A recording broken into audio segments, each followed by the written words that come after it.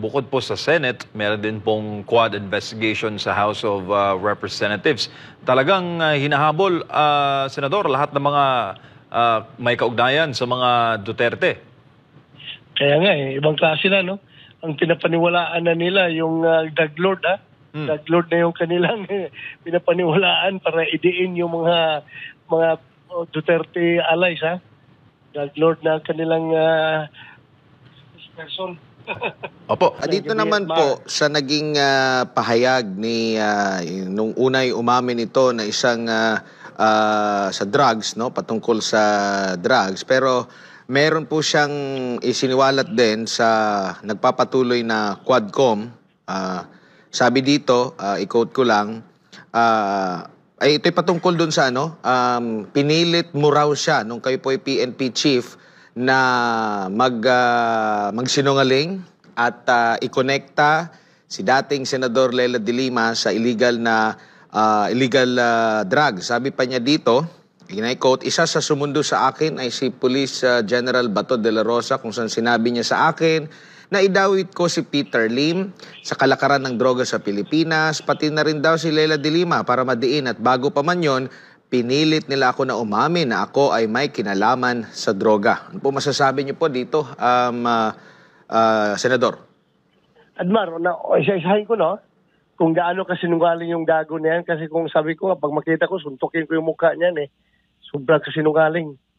Alam mo, unang-una, sabi niya, doon sa Quadcom na sumulat daw siya, nag-request daw siya na umuwi sa Pilipinas para harapin yung kanyang problema.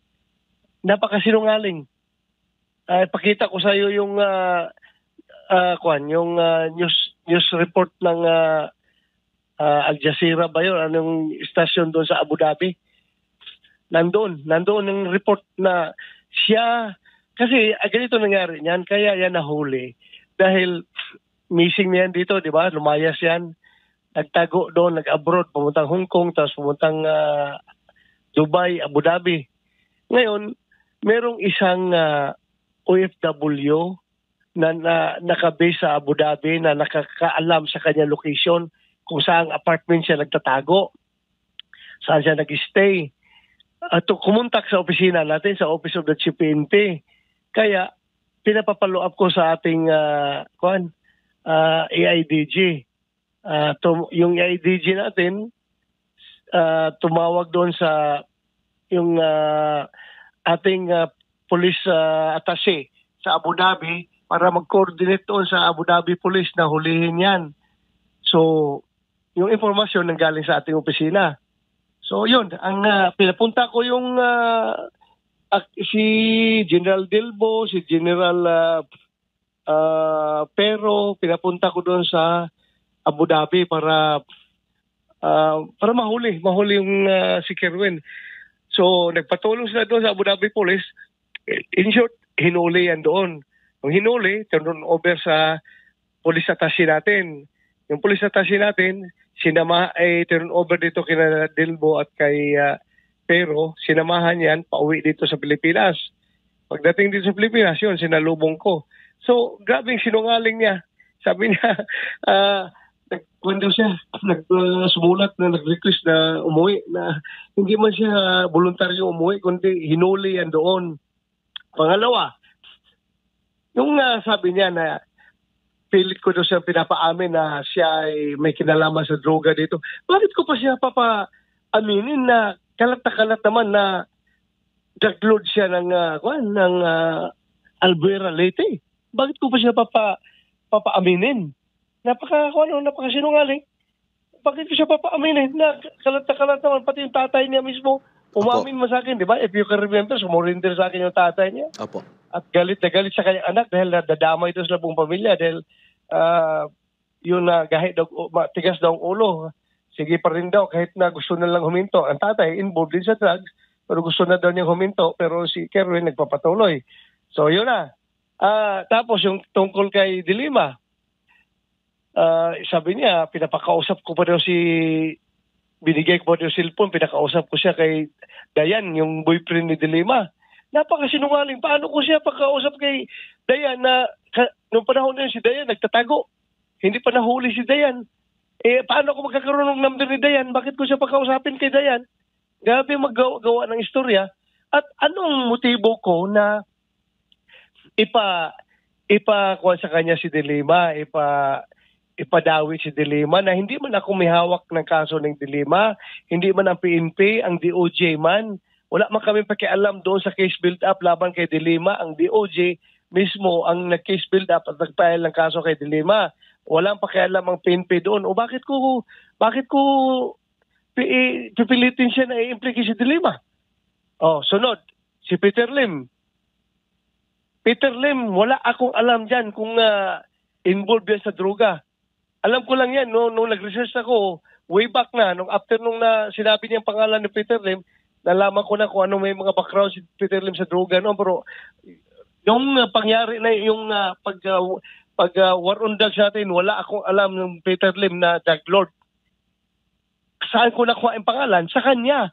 Kasi nung dumating siya, kinausap ko siya, tinanong ko siya, saan ba talagang source niyo ng droga?